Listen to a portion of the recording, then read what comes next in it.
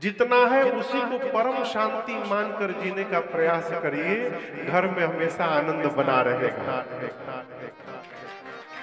जो है वही बेस्ट है। अब इस विरोधाभास में रहने के बाद भी भगवान शंकर हमेशा आनंद में रहते हैं। इसका कारण जानते हैं क्या है? इसका कारण गोस्वामी जी कहते हैं, मंगल भवन अमंगल हारी, मंगल भवन अमंगल हारी। गाइए, मंगल भवन अमंगल हारी, द्रवहु सुदशरथ अजिर बिहारी।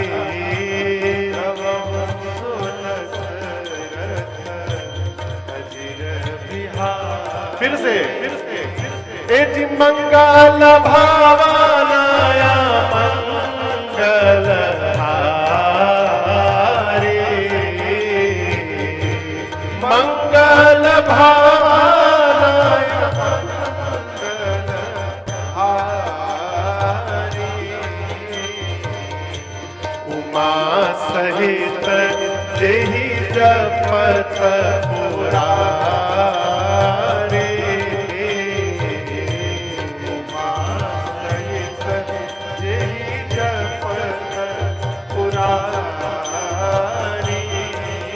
हाँ, उमा सहित जेहि जपत पुरारी,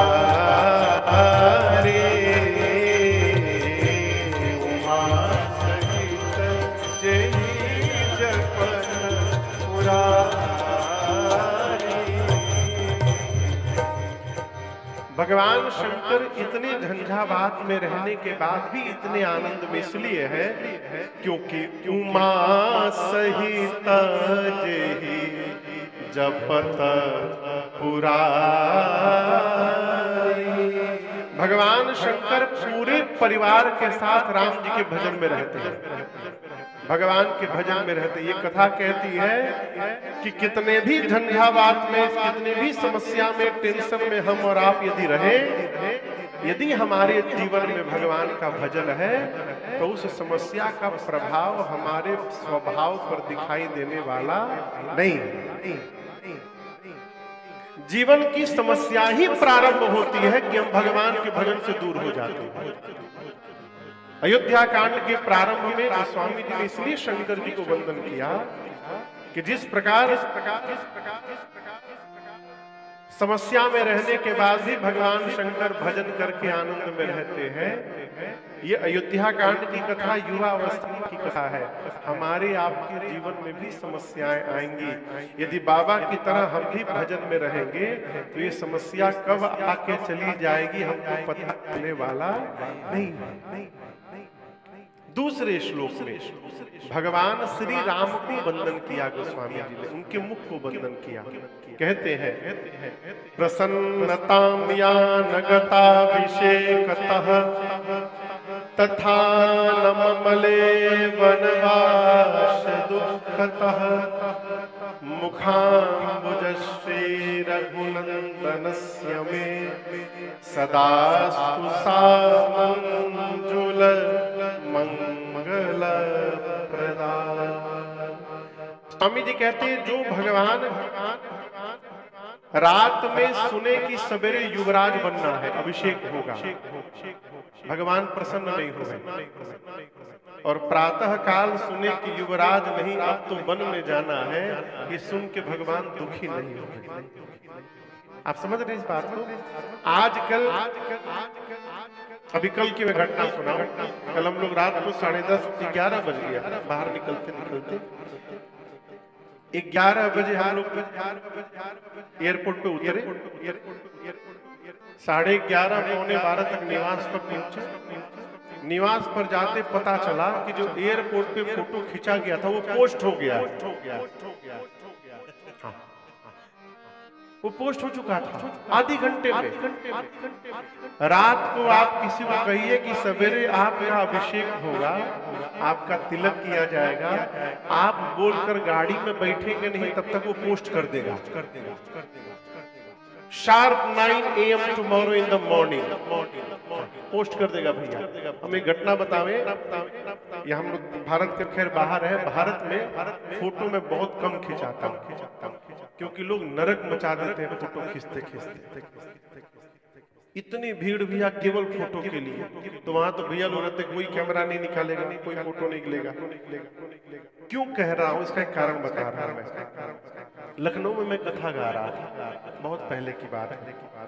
एक महात्मा जी मेरे से मिलने आए, तो भगवा वस्त्र पहने थे, तो मैंने दंडवत प्रणाम किया, उनको बिठाया, जलपान कराया, कुछ चर्चा की।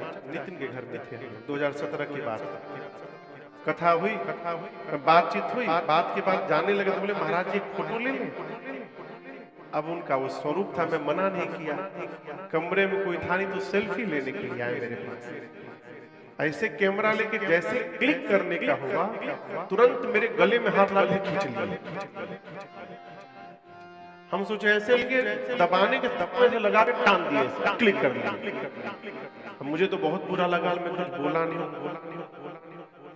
वो फोटो लेके नीचे उतरे हैं, 5 मिनट नहीं बीता होगा, 5 मिनट नहीं, पोस्ट छोड़िए, आप बहुत पीछे अभी हैं। भैया बोल रहे पोस्ट हो गया, नहीं, अभी 5 मिनट घड़ी से नहीं बीता होगा, वो फोटो मेरे महाराज जी ने हमको व्हाट्सएप किया।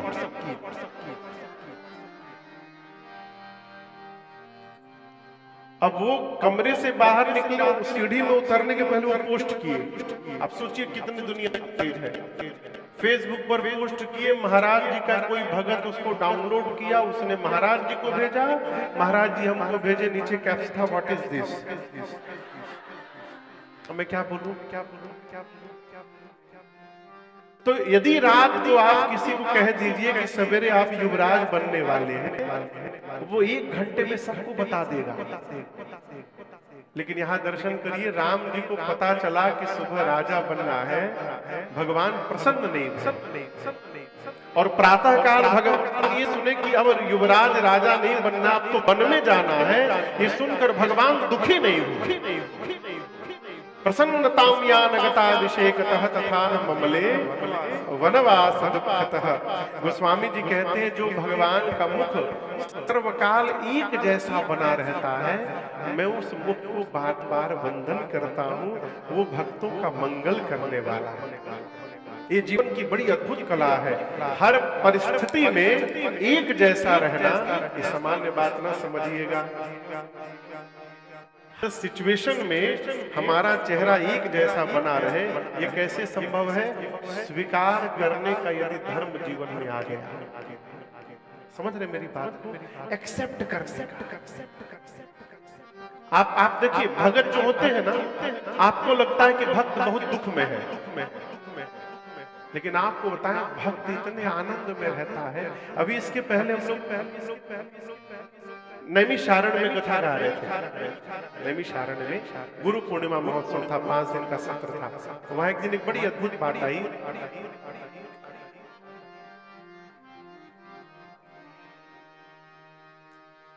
ये देख रहे हैं ना रामनामा, इसमें कई लेयर हैं। 1 लेयर, 2 लेयर, 3, 4 लेयर है। उसी प्रकार हमारे जीवन में भैया कई लेयर है।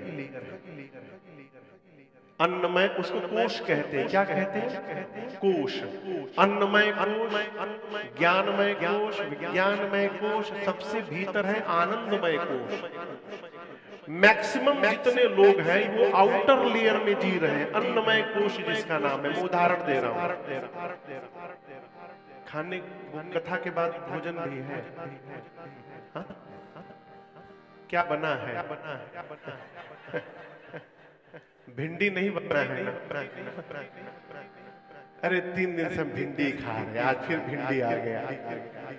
क्या बना है, क्या खाना है, क्या खाए थे, क्या पहने हैं, क्या पहनना है, कहाँ रहना है, मैक्सिमम लोग इसी में जी रहे हैं। और ये आउटर लेयर है, एकदम आउटर लेयर है, इसका नाम है अन्नमय कोश। समझ रहे हैं? जब हम भजन करते हैं तो भजन एक एक लेयर को क्रॉस करते करते एकदम इंटरनल लेयर में जाता है, जिसका नाम है आनंदमय कोश। और एक बार मन यदि वहां पहुंच गया, तब वहां जाने के बाद पता चलता है मैं कहां जी रहा था, असली पेड़ा तो यहां छिपा हुआ है, असली आनंद तो यहाँ भीतर बैठा हुआ है। वहां पहुंचने के बाद क्या मिला, क्या पहनने को मिला, क्या खाने को मिला, मन इससे निकल करके हर समय परमानंद में बना रहता है। वो है आनंदमय कोश। वहां कैसे पहुंचेंगे? भजन के माध्यम